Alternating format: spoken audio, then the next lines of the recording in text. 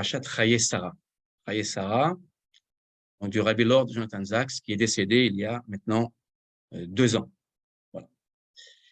Et si vous le remarquez, cette paracha a été commentée en 5776, c'est-à-dire en 2016. Si vous pouviez fermer vos micros, merci à vous. Voilà. Merci. Très bien. Cette paracha a donc été commentée en l'an 5776, c'est-à-dire en 2016, il y a 6 ans de cela. Et cette paracha donc sera reprise cette semaine. Et comme vous le savez, donc, le Rabbi Zak est décédé et les responsables de son héritage, en fait, ont donc décidé que cette année, on allait reprendre cette paracha. Je vous invite à suivre cette paracha de Chayei Sarah, qui est une très, très belle paracha, nous allons le voir, et qui rentre tout à fait dans le projet de cette année. Cette année, nous avons dimanche, nous sommes rencontrés et nous avons parlé justement de l'optimisme, de l'espérance. Cette paracha est tout à fait dans la continuité justement de cette idée d'espérance que nous allons voir ce soir. Le titre de la paracha qui a été donné par le Rabbi Sacks, c'est A Call from the Future, c'est-à-dire un appel du futur. Un très, très beau titre pour un sujet passionnant, édifiant et inspirant. 3 questions que nous verrons, que j'ai traduites. 3 questions à laquelle nous allons répondre à la lueur de la pensée du Rav Sacks. À savoir. Chaim, il faut passer les slides. Oui. Vous les voyez là? Vous les voyez les slides ou pas? Non, on est toujours sur la première. Ah, vous êtes toujours sur d'accord. Excusez-moi. Alors, attendez. On va revenir. Ok, je m'excuse. Voilà. Vous devez voir les slides. Vous devez les voir. Je pense que vous les voyez cette fois-ci?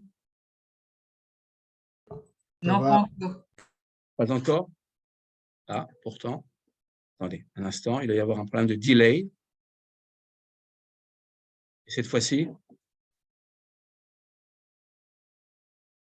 C'est bon. Oui. C'est bon? Voilà. Très, très bien. Je vais prendre mon curseur. Alors, on ne bougera plus de là. Ce sera bon. Voilà. Ces 3 questions, nous avons ici en anglais. Je tiens souvent à revenir au texte en anglais. C'est important, car la langue du Rabbi Sacks, est une langue claire, en fait, limpide, simple. Mais il est toujours bon de revenir à l'anglais du Rav Sacks, parce que parfois, il a quelques nuances. Et d'ailleurs, il introduit même des mots. Vous voyez ici, la 3e question, un mot en hébreu, voilà, qu'il n'a pas traduit de manière directe. Là, j'ai traduit donc, les 3 questions, nous allons voir ici. Une question extrêmement simple, apparemment simple. Vous savez que le Rabbi Sacks paraît toujours simple. En fait, quand on réfléchit et qu'on réfléchit à sa pensée, elle est beaucoup moins simple qu'on ne le croit. Première question. Comment la construction de l'avenir peut-elle vous aider à surmonter votre douleur à la suite d'un événement passé? Deuxième question. Pouvez-vous penser à des exemples de Juifs qui ont suivi l'exemple d'Abraham et construit pour l'avenir malgré le traumatisme du passé? Et troisième question. Que considérez-vous comme votre propre tafkid? Alors, le mot tafkid veut dire rôle, tâche, fonction, vocation même, pourrions-nous dire. Et qu'est-ce que Dieu vous appelle à faire du futur? Nous allons ce soir essayer de répondre à ces 3 questions à la lueur donc de la pensée du Rabbi Sacks. Première question. Comment la construction de l'avenir peut-elle vous aider à surmonter votre douleur à la suite d'un événement passé?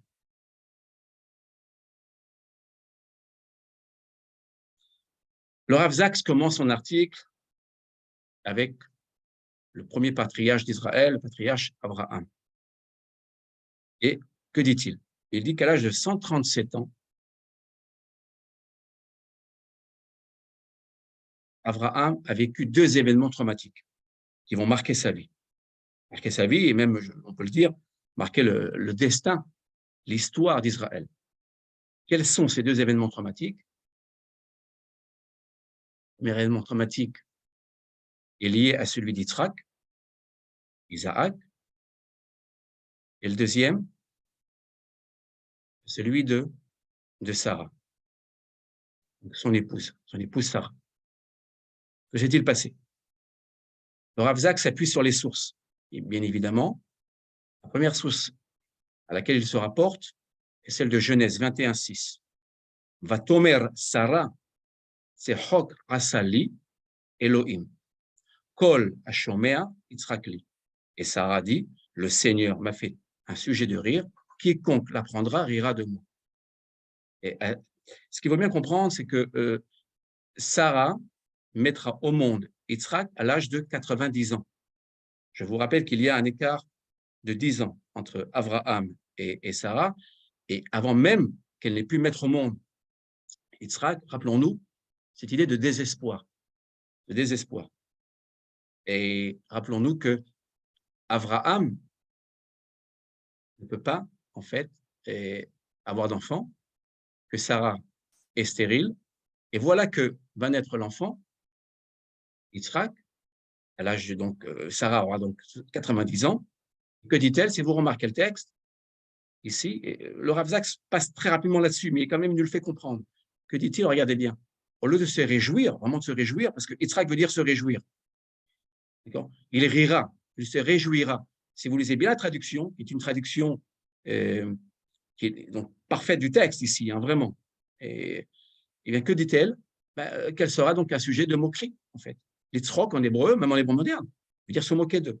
Alors, au lieu d'être, je dirais, presque heureuse, il y a quelque chose ici qui dérange Sarah. Donc, alors, on pourrait dire qu'il y a des sens, qu'il y a un nouvel espoir, et que se passe-t-il immédiatement après?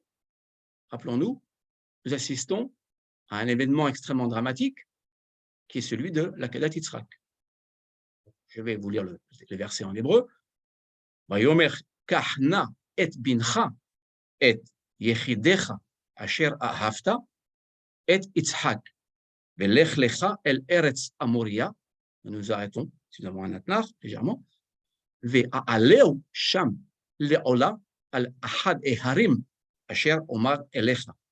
Et il reprit, l'Éternel s'adresse donc à Abraham.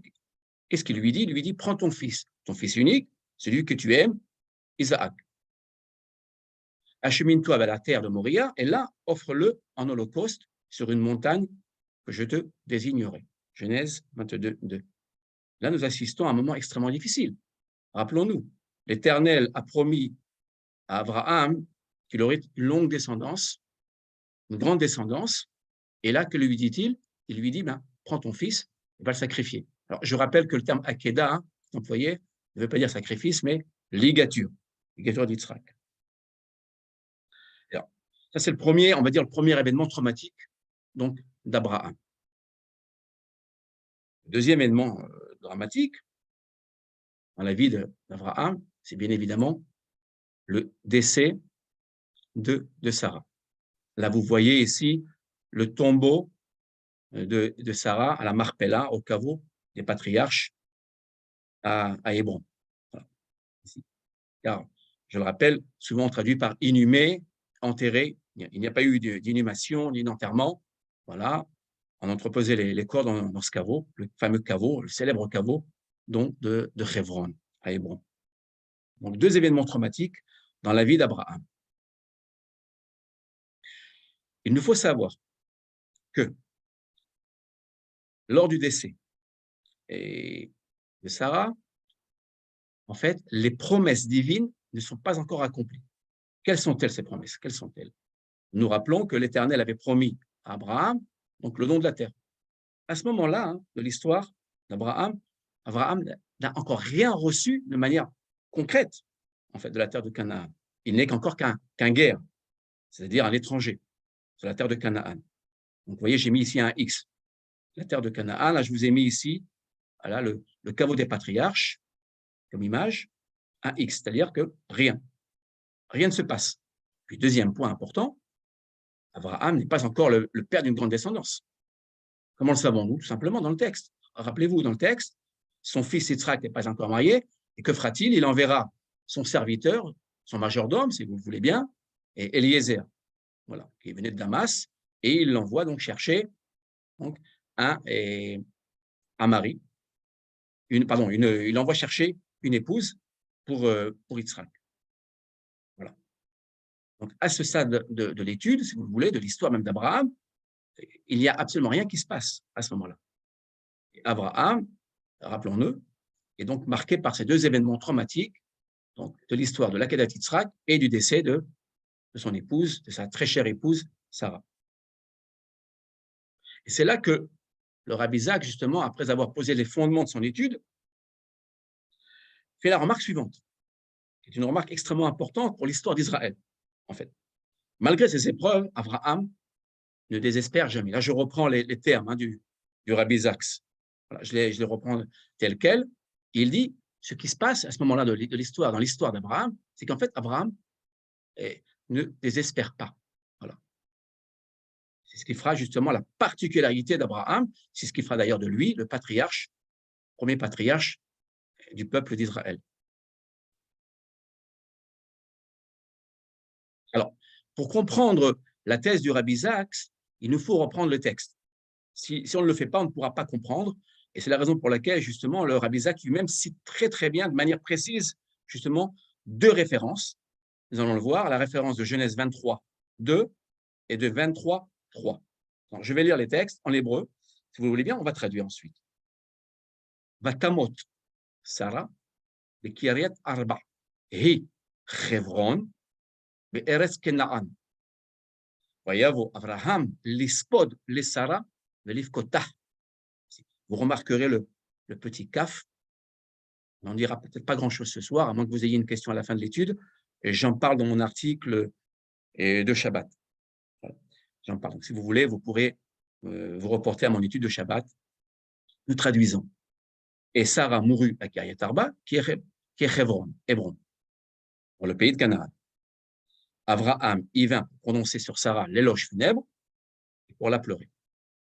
Genèse 23, 2. Vous remarquerez en passant, ça, je vous fais la remarque suivante, vous remarquerez que l'éloge funèbre, dans le texte biblique, vient avant les pleurs, avant les larmes.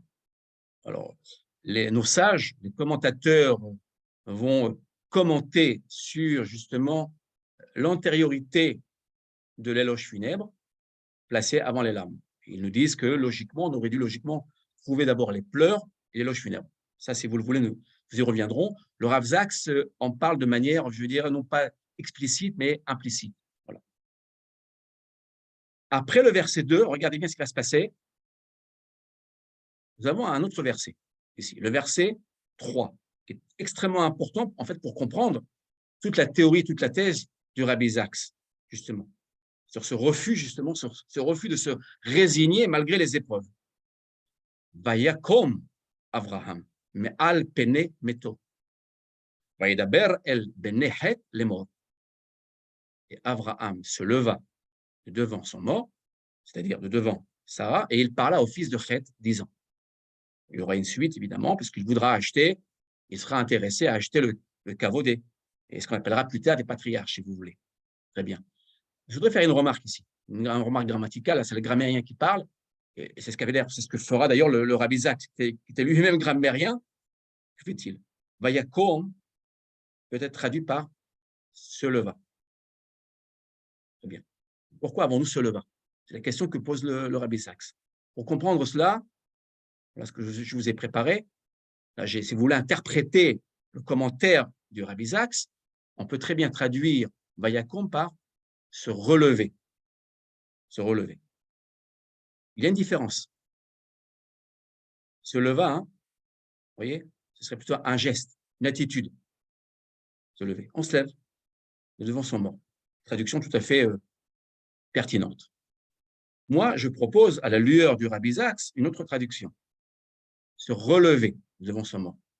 Oui. Ça veut dire quoi? Ça veut dire que Abraham est d'abord abattu. Vous voyez, si nous nous référons au verset 2, ben, on comprend très bien que Abraham est abattu ici. Vous voyez, il vient faire l'éloge funèbre de son épouse, il la pleure. Donc là, c'est vraiment un moment de désespoir, un moment difficile à traverser. Puis le verset immédiatement après Le verset nous dit que, ça c'est le commentaire du Rabbi Isaac, ce qui nous permet de traduire de la sorte, qu'il se relève. Ça veut dire quoi? Ça veut dire qu'en fait, il reprend des forces. Vous voyez? Il reprend des forces, il ne se laisse pas abattre, en fait, par les épreuves. Je vous ferai une remarque, juste une remarque. On va juste revenir un tout petit peu en arrière, si vous me permettez. Voilà, et on va revenir en arrière. Je me permets de revenir en arrière. Et on ne va pas s'y attarder, parce que ce n'est pas le cours de ce soir, mais vous voyez pourquoi il faut lire en hébreu. La traduction en français n'est pas très bonne en vérité. Nous avons ici les Lech Lecha. Vous voyez le Lech Lecha qui est ici? Lech Lecha el Eretz Amoria. Ici. Parce que l'Éternel s'adressera à Abraham et lui dit, marche pour toi. Ça vous rappelle quoi? Ça vous rappelle la parashat Lech Lecha. Chapitre 12. C'est la première épreuve. La première épreuve d'Abraham est celle de partir de son pays, de se déraciner de ses origines premières.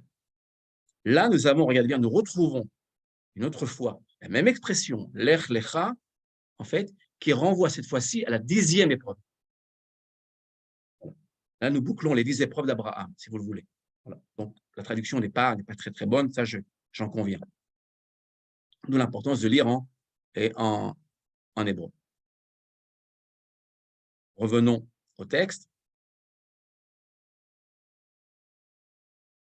Donc, à l'allure de la pensée du Rabbi Isaac, je pense que Vayakom devrait être traduit par se relever, ici.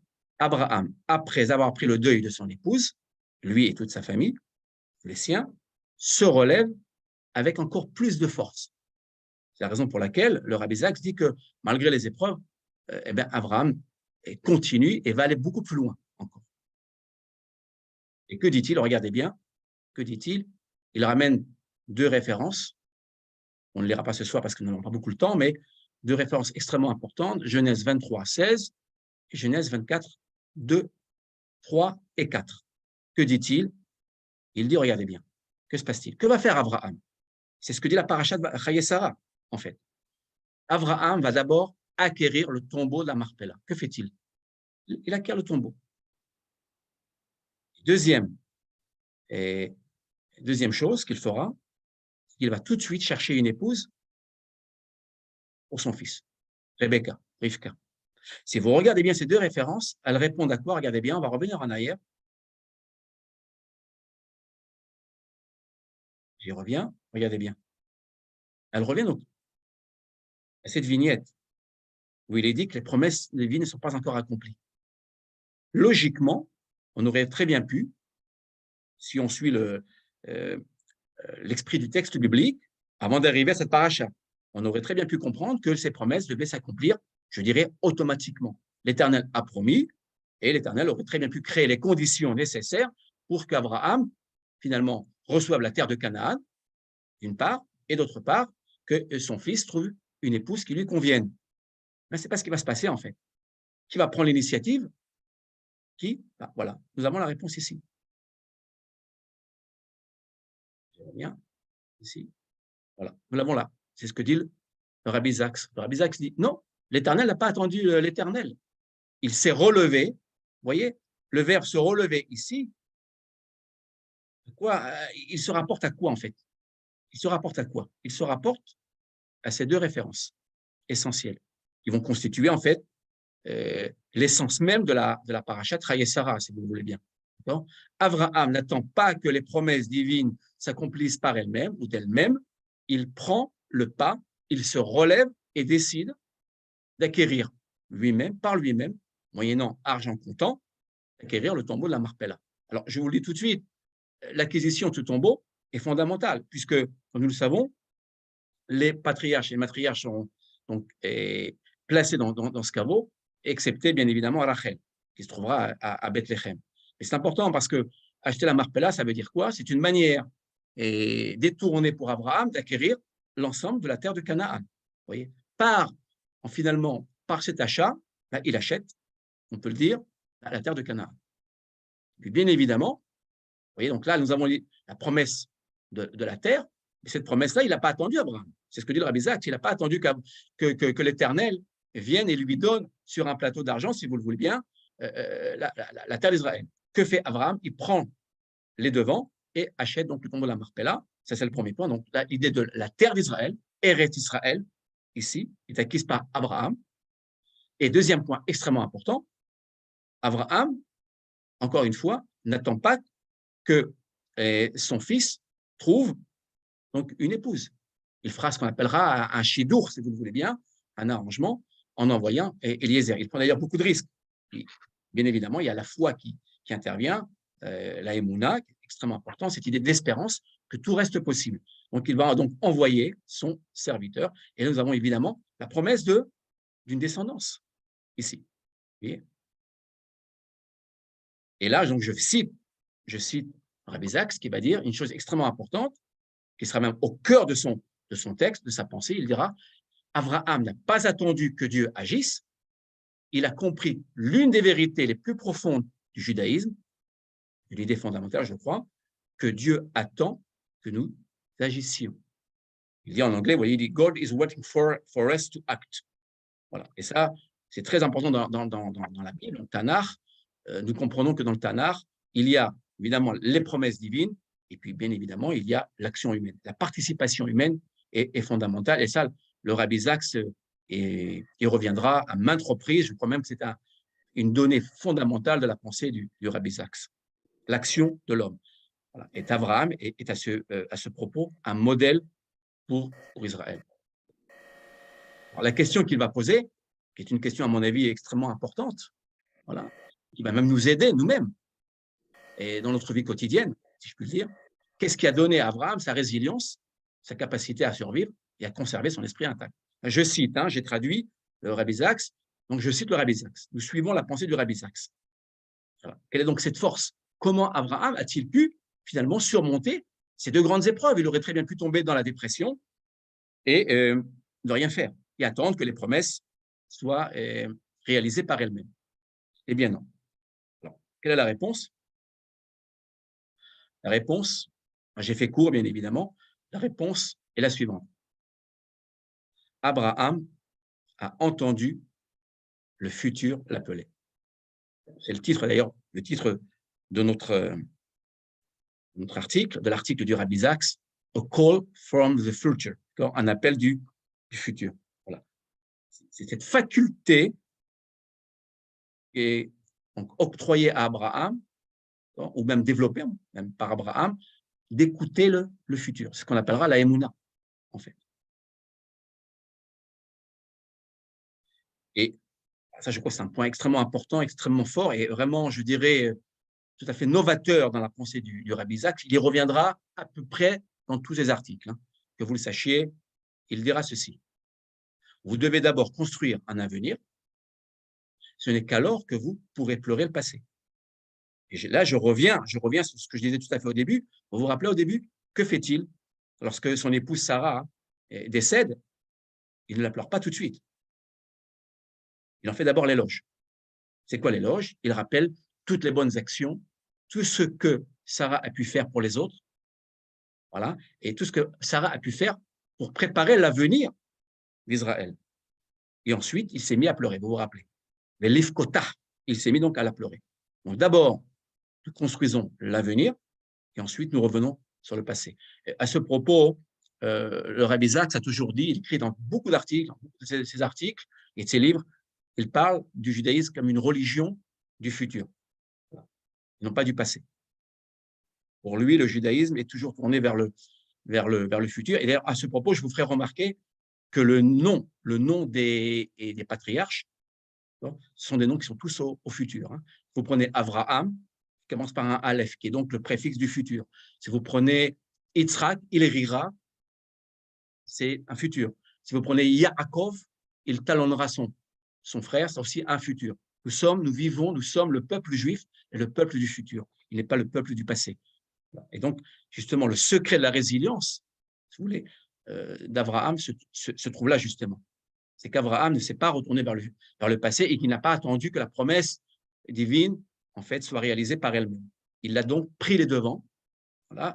À ce propos, je vous ferai une autre remarque, c'est que, justement, si vous vous rappelez de Noach et d'Abraham, la différence, selon nos sages, est la suivante. C'est que Noach accompagne l'Éternel, il lui donne la main, si vous voulez.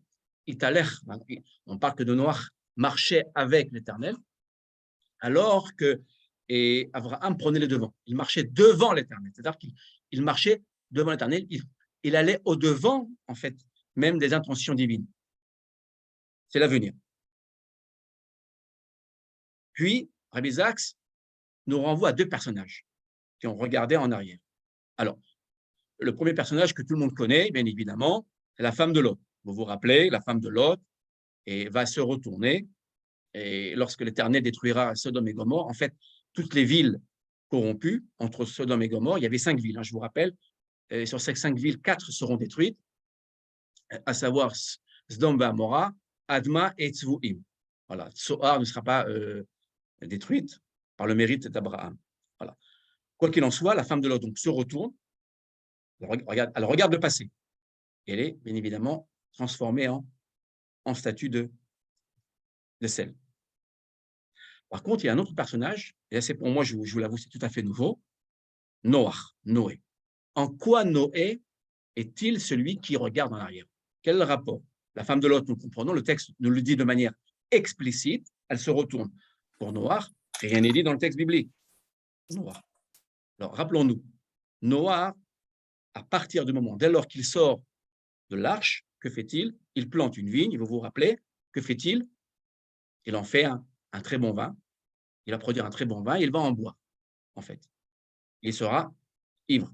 C'est ce que écrit le Rabbi Isaac, il deviendra ivre. Pourquoi? Pourquoi a-t-il bu? Là, pour moi, c'est tout à fait une nouveauté. C'est un midrash que je ne connaissais pas. En tout cas, probablement, c'est le Rabbi Isaac qui l'a créé. C'est une nouveauté dans la pensée juive.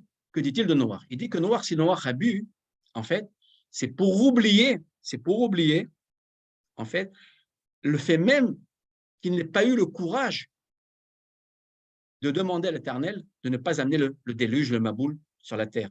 Il y a eu une forme de regret, de scrupule, vous voyez, de regret probablement, selon le Rabbi Isaac, de la part de Noach, de Noé, de ne pas, en fait, de ne pas être intervenu suffisamment pour sauvegarder l'humanité. Et donc Noach qui tombera dans la dépression, en fait, et en se retournant justement par le passé, se mettra à boire. Voilà. Là, nous le connaissons, hein, c'est tout à fait d'actualité. Et donc, ces deux personnages-là, finalement, personnages importants, ont regardé en arrière. Et si vous vous rappelez, Noach a très bien commencé, en fait. Toute l'humanité aurait dû logiquement descendre de Noach sur le plan spirituel. Noach aurait dû être notre patriarche. Il ne l'est pas, parce que justement, il a échoué. Comment il a échoué? Pourquoi il a échoué? Il a échoué parce qu'il a regardé en arrière. Deuxième question à laquelle nous allons répondre grâce au Rabbi Isaac. Pouvez-vous penser à des exemples de Juifs qui ont suivi l'exemple d'Abraham et construit pour l'avenir malgré le traumatisme du passé? Alors, on pourra en avoir plusieurs, d'accord? Si vous le voulez, à la fin du cours, si vous avez quelques exemples, le Rabbi Isaac lui donne l'exemple de Viktor Frankl. Viktor Frankl. Alors, qui est-il? Qui est fait Viktor Frankl? Viktor Frankl est un neurologue et psychiatre et qui a très bien connu Freud et Adler. Sa thèse est la suivante. Il a été déporté, d'abord, il faut quand même savoir qu'il a été déporté à Auschwitz, toute sa famille a été déportée à Auschwitz, ses parents sont morts à Auschwitz, et il apprendra bien plus tard, lorsqu'il sortira justement des camps de la mort d'Auschwitz, il apprendra que son épouse elle-même a été assassinée à Auschwitz, et il est le leader, si vous voulez, il est l'inventeur, l'initiateur, ce qu'on appellera la logothérapie. De quoi s'agit-il? Voilà. Et il s'agit de trouver un sens à sa vie. Un sens à sa vie. Ce qu'il faut comprendre, c'est que Viktor Frankl s'est rendu compte dans les camps de concentration que les plus robustes disparaissaient, mouraient de dépression. Et il s'est rendu compte que ceux qui arrivaient à se projeter dans le futur arrivaient à survivre. D'ailleurs, à ce propos, c'est un très bon livre. Hein. Je vous conseille d'abord ce livre-là, et moi que j'ai lu en hébreu. Hein. Je ne l'ai pas lu en français, je l'ai lu en hébreu. C'est un best-seller en Israël. Hein. Découvrir un sens à sa vie, contrairement à Freud. Alors, Freud nous dit que justement, pour soigner certaines psychoses, il faut retourner dans le passé, avec toute l'histoire du refoulement. Lui, il dit le contraire. si vous voulez, grosso modo, il nous dit que non. Et que justement, que pour soigner les grands psychotiques, les grandes psychoses, il faut justement les aider à se projeter dans l'avenir pour que justement tous ces malades puissent trouver un sens à leur vie. Voilà. Et que dès lors que nous découvrons un sens à notre vie, nous sommes capables de surmonter toutes les épreuves de la vie. Voilà.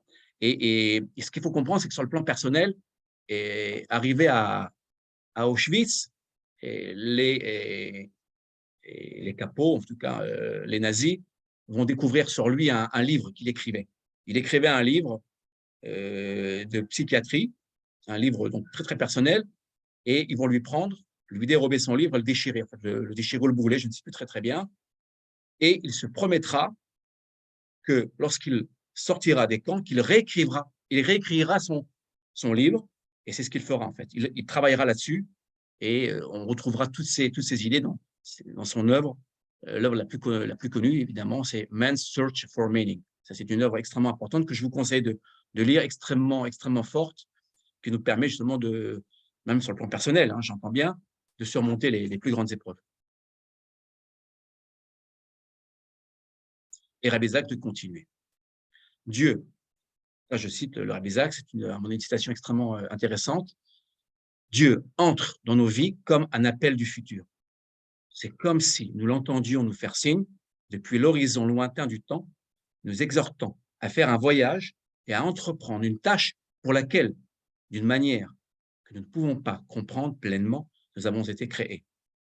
C'est le sens du mot vocation, littéralement un appel, une mission, une tâche à laquelle nous sommes appelés. C'est très, très intéressant, vous remarquez que le mot vocation, ici donc, veut dire voie, une voie. C'est quoi? Il nous invite, Rabbi Zak, à découvrir notre vocation, à découvrir, à développer cet appel de l'avenir, à ne plus donc se retourner vers le passé. Le passé est important, attention, il ne dit pas que le passé n'est pas important, en fait. Mais il dit que justement, si nous voulons surmonter nos épreuves, nos plus grandes épreuves, nous devons justement développer cette faculté de vocation, trouver un sens à notre vie. Nous comprenons très bien que très, très souvent, beaucoup de personnes se suicident. Le suicide, très souvent, est dû à quoi? Il est dû, en fait, à ce manque de sens.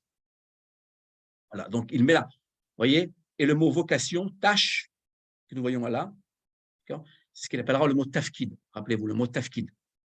Tafkid en hébreu qui veut dire tâche, mission et vocation. Voilà.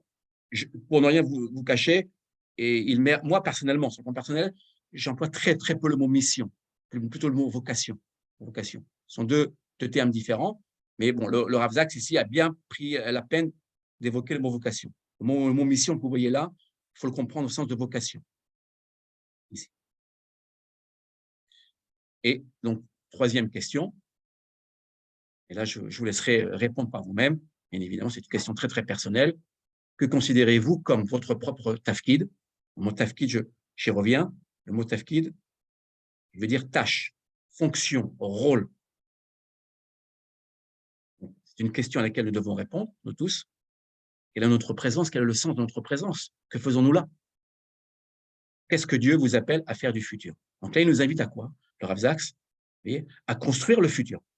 D'abord par la pensée, poser donc des questions existentielles, si je puis dire, pour pouvoir en fait être capable de construire un futur concret avec les nôtres, avec nos familles et bien évidemment en tant que peuple d'Israël. Alors là, évidemment, il ne s'adresse pas simplement évidemment qu'à Israël. Il s'adresse évidemment à tous les êtres humains. Et nous finirons par une note positive. Les Juifs ont gardé l'espérance. L'espérance a maintenu le peuple juif en vie. Rabbi Lord Jonathan Sacks écrit dans son livre sur la logique de l'espérance, dans la parashat Bechukotai. Je vous remercie beaucoup de votre attention. Daraba. Toda, toda.